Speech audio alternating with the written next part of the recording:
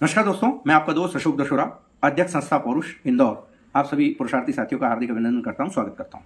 दोस्तों, आज हम बात करने जा रहे हैं एक ऐसे विषय पर जो वर्तमान समय में अंधे कुएं में आंखों पर पट्टी बांधकर छलांग लगाने के जैसा विषय है। मित्रों, वर्तमान समय में एक पक्षीय जेंडर बायस्ड कानून जो कि पूर्वाग्रह से पूरी तरीके से ग्रसित है, ऐसी आतंकी महिला कानूनों के होते हुए विवाह आज एक बहुत बड़ा गुनाह बन गया है और व्यभिचार को कानूनी मान्यता है, संरक्षण प्राप्त है। इसके कारण व्यभिचार को जायज मान लिया गया है। अब ऐसे कठिन वक्त में शादी करना मर्दों के लिए बहुत बड़ी रिस्क है। तो मित्रों, विषय है शादी करने के लिए जा रहे हो तो सावधान रहें, दुल्हन के बारे में ये बातें पता कर लें, वरना 2-4 माह में ही आपके खिलाफ 1-2 डजन मुकदमे ससुराल पक्ष के द्वारा आपके ऊपर लाद दिए जाएंगे। दोस्तों, अगर आप चाहते हो कि आप और आपके परिवार के लोग, आपके माता पिता, भाई बहन, भाभी, ये सब लोग उस लंपट औरत के झूठे मुकदमे के कारण आपको जेल की सलाखों के पीछे न भेज पाए, अगर आप ये चाहते हैं तो मेरे इस वीडियो को पूरा देखें और मेरे अन्य वीडियो जो हैं संस्था पौरुष के, उनको भी पूरा देखें। सब्सक्राइब करें पौरुष चैनल को, लाइक करें और ज्यादा से ज्यादा शेयर करें। चलिए दोस्तों, बात करते हैं अपन कि वुमन एम्पावरमेंट के चलते औरत को खुल्लम खुल्ला आजादी दे दी गई है। उन्हें आर्थिक, सामाजिक और दैहिक स्वतंत्रता है। सरकारी और प्राइवेट नौकरियों में सब दूर लड़कियों ने कब्जा कर लिया है। यानी कि आज की लड़कियां पूरी तरह से आर्थिक रूप से सशक्त और संपन्न हो गई है। सुप्रीम कोर्ट के जो लंपट और फेमिनिस्ट और औरत खोर जज हैं, उन्होंने महिलाओं को दैहिक आज़ादी दे दी है, यानी कि शारीरिक रूप से उन्हें पूरी तरह से स्वतंत्र कर दिया है। आईपीसी 497 खत्म करते समय 5 जजों की पीठ ने यह साइटेशन दिया कि स्त्री का शरीर पर स्त्री का ही अधिकार है, उसका पति उसका मालिक नहीं हो सकता है। यानी कि आज की तारीख में अगर आपकी पत्नी आपकी आंखों के सामने बैठ करके उसके 5-10 बॉयफ्रेंड के साथ में भी सेक्स करती है तो आप सिवाय ताली बजाने के या चाय समोसा की व्यवस्था करने के अलावा कुछ नहीं कर पाएंगे, क्योंकि उस पत्नी और उसके यारों के खिलाफ न तो किसी थाने में एफआईआर दर्ज होगी व्यभिचार की, और न ही लोअर कोर्ट से लेकर के सुप्रीम कोर्ट की औकात है कि आपकी पत्नी और उसके यारों, उसके प्रेमियों को कोई सजा दे सके। यानी कि इस तरह से स्त्री की छिनाली को आपके माननीय सुप्रीम कोर्ट ने जायज करार कर दिया है। चलिए अब बात करते हैं अपन सामाजिक स्वतंत्रता की। तो दोस्तों, अब जो जवान होती हुई लड़कियां हैं और उनकी अधेड़ मम्माएं, ये अर्धनग्न कपड़े पहनकर, नंगी पुंगी होकर, भड़काऊ और बदन दिखाऊ वस्त्र धारण करके खुल्लम खुल्ला सड़कों पर घूम सकती है, फिर सकती है, डांस कर सकती है, हंगामा कर सकती है, सब कुछ कर सकती है। यानी कि जो कपड़े किसी समय अर्धनग्न और अश्लील कपड़े पहन करके औरतें वेश्यालयों में लाली लिपस्टिक लगाकर ग्राहकों को रिझाने के लिए पहना करती थी, वही कपड़े या उससे भी बदतर कपड़े आज की तारीख में लड़कियां, कॉलेज गोइंग लड़कियां, जवान लड़कियां पहनकर खुलेआम सारे शहर में घूम रही है। मतलब यह हुआ कि जो कोठे के बाहर खड़ा हुआ करती थी वो अब पूरे शहर में आपको इजीली अवेलेबल है। अर्थात ये कि पहले हर शहर के एक किसी स्पेशल मोहल्ले या गली में वेश्यालय हुआ करता था, यानी कि जहां पर अर्धनग्न कपड़े पहनकर, अश्लील कपड़े पहनकर, अश्लील इशारेबाजी करके वहां की वेश्याएं ग्राहकों को रिझाया करती थी, फंसाया करती थी। अब वुमन एम्पावरमेंट के चलते वैसे ही और उससे बदतर कपड़े पहनकर सारे शहर को रंडी खाना बना करके लड़कियां आपको घूमती हुई और जवान लड़कों को झांसे में लेती हुई दिखाई देती है। और ये दोस्तों, जो रंडी खाना बनने की जो बीमारी फैली है, ये एड्स की तरह फैल रही है और इसका एक ही इलाज है, जानकारी ही बचाव है।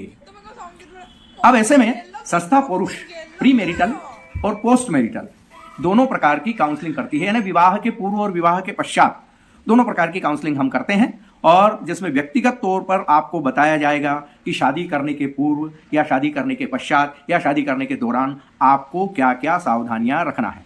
बात यह है दोस्तों कि इस देश में जो लड़की 13 साल की उम्र में रजस्वला हो जाती है, यानी कि वो समझने लग जाती है सेक्स क्या होता है, और 15-16 साल की उम्र में आते आते 5-10 बॉयफ्रेंड बना लेती है, वही लड़की 30-32 की उम्र में शादी करेगी तो क्या वो कुंवारी बैठी रहेगी?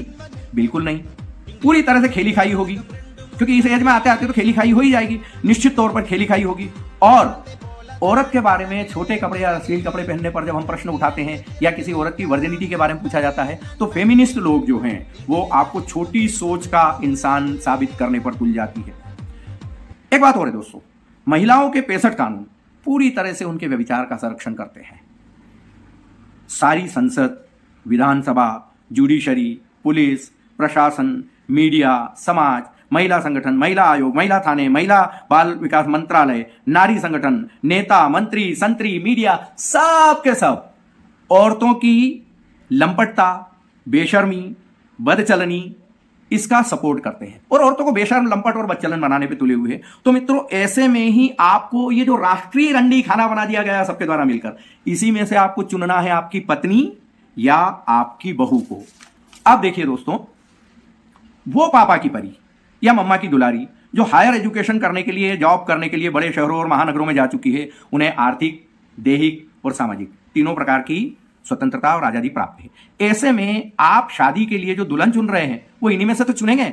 चूंकि इन परियों को खुल्लम खुल्ला छूट है, इसलिए ये रोज शाम को अपने यारों के साथ घूमती है, फिरती है, खाती है, चाटती है, चटकारे लेती है ना, चाट पकोड़े खाती है, garden, cinema, mall, pub, club और सब दूर जाती है। अब क्या होता है कि ये दारू, सिगरेट और डिनर के बाद यही परियां 2-4 यारों के साथ उनके रूम पर पहुंचकर 2 सम, 3 सम, 4 सम, 5 सम यानी कि ग्रुप सेक्स की भी आदी हो जाती है।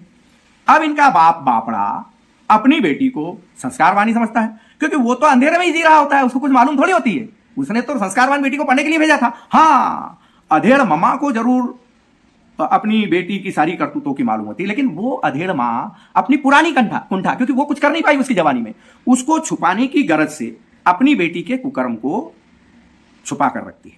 बाप बेचारा एक संस्कारवान परिवार का सीधा साधा, बचपन से फेमिनिज्म की घुट्टी पिलाया गया लल्लू राम लोंडा पसंद कर लेता है और अब वो अपनी परी को उस लल्लू राम लोंडे के मत्थे मर देता है।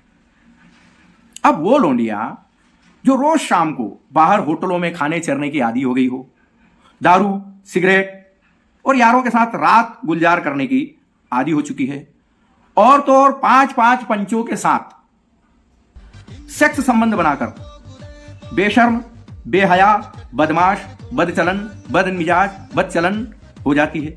ऐसी लोंडिया किसी एक पति नाम के प्राणी से खुश हो पाएगी क्या? अरे भाई, जिसको 5 के साथ में सेक्स करने की आदत होगी, एक बेचारा क्या करेगा? निश्चित तौर पर खुश नहीं रहेगी। अब ऐसे में उस पापा की परी, उस लोंडिया के आतंक चालू होते हैं।